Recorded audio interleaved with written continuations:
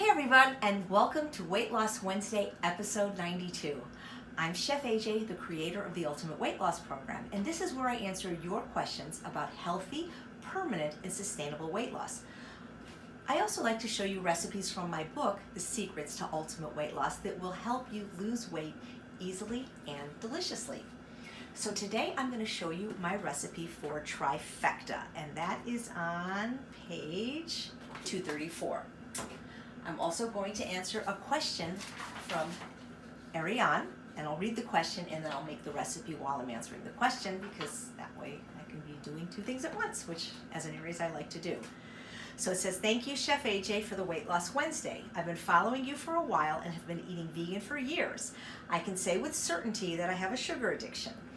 At the moment, I am working to get rid of it, juice fasting and hypnosis, and to master the way of eating that Chef AJ recommends, SOFA's free. That stands, it's an acronym. If you're just seeing this, the first thing you've seen of me, SOFA's, sugar, oil, flour, alcohol, salt, which is the diet I recommend in the Ultimate Weight Loss Program, particularly for those who are food addicts. There are candies and sweetness in my home and also at work. Everywhere I come, the temptation is lurking. I think it is very nice that there are people that succeed in this way of eating. And I wonder if Chef AJ has tips for people who have to live in an environment that they do not control. Thank you so much for your time, Ariane. Okay, so great question. I get it all the time, at least once a day from somebody not in the program, and several times a day for people that are. So I'll answer that as I prepare this recipe. So you're probably gonna say, what's the big deal? It's just fruit salad. And yeah, it is, but for some reason, trifecta, tri meaning three, it's really good together. And I forgot an ingredient, the banana, so even maybe just show my ingredients here while I go get the bananas. And there we go. Now these are not quite as ripe as I would like. I'm gonna use these in the back. These are, for eating, I prefer them a little bit riper. I don't want them black. That's how I want them if I'm going to do baking or do the crème muffins, but this is all I have, so this is what I'm going to use. We run a program called the Ultimate Weight Loss Program online, but for many years before, and even now, we run it at home, in my home, and it's a small group program with about 16 or 20 people where they get the meals, the education, and in-person speakers. And so we don't give them any sugar, oil, flour, alcohol, or salt, so the fruit is generally dessert, except for graduation. We might make like the apple pie rice pudding or the crème muffins. And for some reason, this particular combination, they just loved. But before I go to the recipe, I don't know if you guys notice my headband and my shirt. This is my mentor, Dr. Alan Goldhammer, who along with Dr. Lyle and Dr. McDougall taught me everything that I needed to know to be a skinny bitch. And it actually was a dress that I wore at the conference, but I'm really not a dress person, so my dressmaker, Christine, made it into a tank top and a really cool headband. So anyway, that's that. Now, what I'm gonna do is, it's just three ingredients of fruit. It's bananas, grapes, and strawberries. And the optional ingredient is coconut for people wanting to lose weight. I don't put the high-fat plant food, but for my husband I will.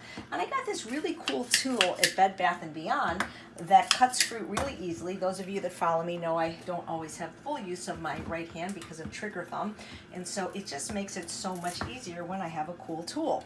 You probably know if you peel bananas from the bottom, they don't break. That's how monkeys do it. So it doesn't matter how much of each. I usually try to do about equal amounts of each, but this is just really cool because every piece is the same size, which I think is kind of cool. And again, how sweet it is will depend on how ripe your banana is, but what's really cool, even though it wasn't made for strawberries, it works. And I love it. You could also use an egg slicer. Even if you don't eat eggs, you can go get an egg slicer at the 99-cent store and do that to cut your mushrooms, your bananas, your strawberries. I'm putting the small ones in. If they're big, then I would want to cut it because it really wasn't made for strawberries. And the grapes, it's your choice. You can either leave the grapes whole or you can cut them.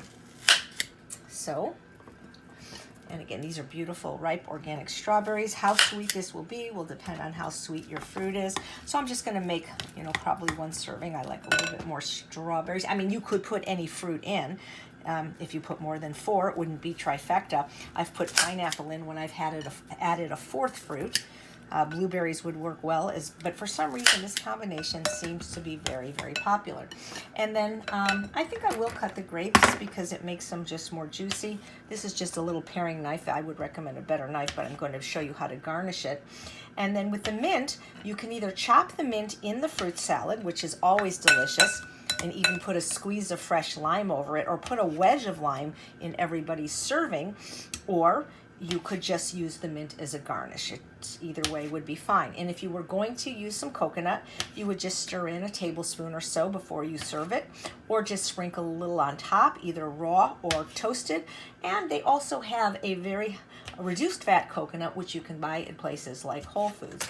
So trifecta, that's 3. It's also a pretty salad. I like the purple grapes in here better just because I think they're a little bit sweeter, but also the color works very well.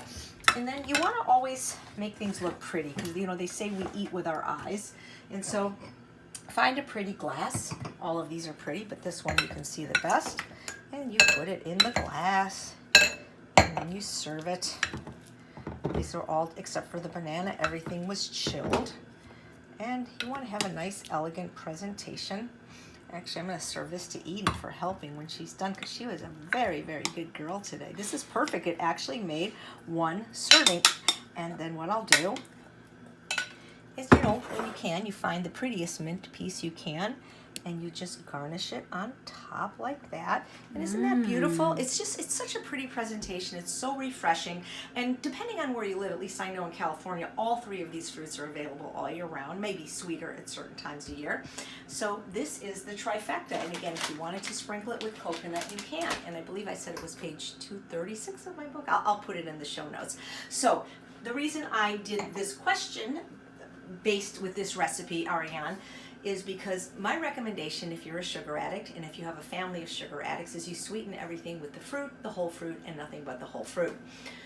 But your question was about particularly the environment and if you can succeed in an unclean environment. And I don't know.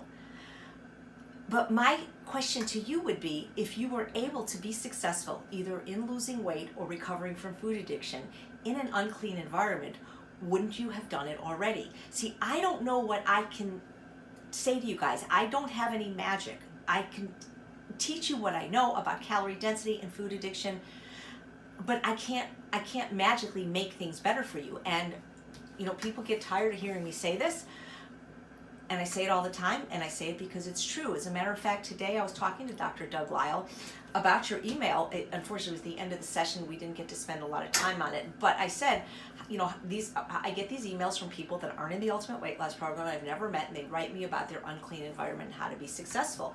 And he said, I don't want to say that he said you can't, but he kind of did. But he basically said it's just going to be very difficult. If you understand the pleasure trap, which is a concept but also a wonderful book by Dr. Doug Lyle and Dr. Alan Goldhammer, which now is also available on audio at audible.com, you'll understand that this is a very powerful force that undermines health and happiness. And everyone, at some point or another, pretty much can fall victim to it. But it's because we were evolving in an environment of scarcity. Our brain evolved in an environment of scarcity. We weren't designed to have to solve this problem. And now, everywhere, there's hyper-palatable food, high fat, high sugar, high salt, much more animal products than our ancestors ate, and they configure it in ways that create this bliss point in your brain. And so it's very hard not to fall victim of the pleasure trap. And while I understand you can't control other environments that you go into, your job, you might be able to make it better. See, this is why it can be beneficial working with someone like me or being in the Ultimate Weight Loss Program, because we help you devise strategies to be successful in unsuccessful environments. We have people that are like nurses and have jobs where there's a lot of crap, and they've managed to negotiate their environment. And there's ways to do it, but it's really beyond the scope of this question. It has to do with talking to human resources. This is something I do, actually. I go into companies, major companies, and talk to them about this and explain how when they create a better work environment by not having these crappy snacks, which they think will keep the employees motivated or do better, they actually are creating more illness and obesity. And so I've worked with companies like that, but you'd have to ask your human resource person to bring me or somebody like me in. So while you may not be able to control every single environment you enter, you would hope that you could be able to control your home. So when I asked Dr. Lyle your question, he said, well, why does she have sweets and candy in the house for kids? He goes, if that was in my house, I'd eat it. if it's in your house, it's in your mouth, and it really isn't a question of if you will eat it, only when. Willpower's only required if you have to make a decision, and you never have to decide to not eat something that isn't there. Now, has everyone in an unclean environment failed? No. But I don't have long-term data. I know 2 people out of 3,000 that are succeeding right now in an unclean environment. But they have very particular personalities that are allowing this. For example, they're very disagreeable, and one of them even said to me, I'm not going to say who it is, that if the contraband in the house ever got to the point where it would jeopardize her recovery, she would ask her husband to remove it, and if he wouldn't, she would leave. That's how serious she is about her hard-earned weight loss and her recovery. The question is why are you feeding your kids sugar? Have you not read any of Dr. Furman's book, like Fast Food Genocide or Disease Proof Your Child? Do you understand that you're setting them up for a lifetime of disease and obesity and worse? Please read both those books. Read them with your children. Have your husband read those books. You don't have to deprive them. You can give them delicious things like this. Or even from my first book, Unprocessed, kids, if they're not overweight, can have high-fat plant fats like cocoa powder and dates and nuts. There's 40 dessert recipes in my book, Unprocessed, that were tested on kids, specifically kids that were transitioning from a standard American diet. So I will tell you this. I have worked with over 3,000 people now, and I've never met somebody in a sanitized environment that failed. In other words, everyone I know that has a clean environment has succeeded. So, Dr. Carrie Saunders has been saying that you hang around a barber shop, it's just a matter of time you get a haircut. Dr. Lyle has been saying for the last 10 years that I've known him, even before I understood fully about food addiction, is that we have to work harder on our environments than we do ourselves. So if you have an unclean environment, then I would have to guess that the reason you do is because either on some level you want it there, because as a food addict we get very uncomfortable when the food is away, or you don't love and respect yourself enough to insist on a clean environment. Because I have interviewed so many people now, and a lot of the interviews you don't see because they're for private groups. I interview lots of therapists and psychiatrists for these other groups I'm involved with because some people think I'm a good interviewer. And every clinical person I've interviewed has said time and time again that a loving family will support someone in recovery. You don't have to tell your family that they can never eat these foods again, but why do you have to be their executioner, Ariane, especially when you know how addicted you are and how much you suffer? Why on earth would you want that for your children? So if your family wants to eat these foods, they can, but they have to eat them outside of the home. And please refer to the Mastering the Environment YouTube I did with Dr. Doug Lyle, Part 1, and with Sharon McRae, Part 2, if you're more interested specifically on children. If they absolutely refuse, then the only other option I can think of is to do what some of the people in Ultimate Weight Loss do, is they separate their food. You can get locked food safes very inexpensively online and at stores. You can get a separate refrigerator that's not that expensive with a lock on it. Same thing with cabinets. But if anybody out there has truly succeeded in an unclean environment, please tell us the secret. We want to know.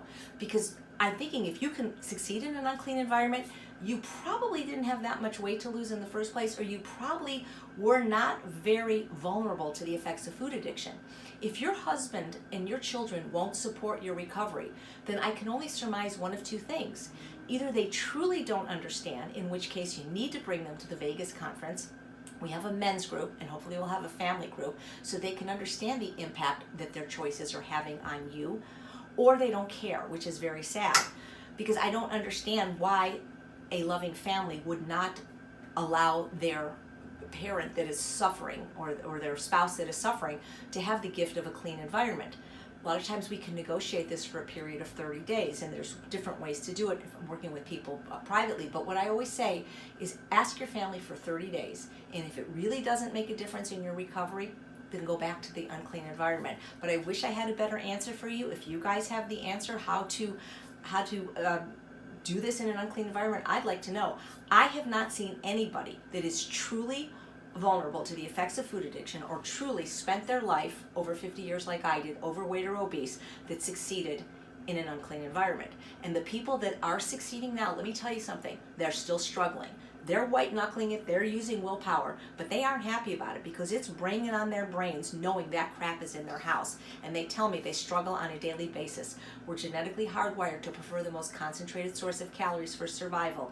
And it doesn't matter if those calories are not your favorite flavor. If it's in your house, it's in your mouth. Because even if you don't like vanilla ice cream, even if it's regular vanilla ice cream and you're vegan, all you know is that there's ice cream in the house, and eventually you will go out and get ice cream.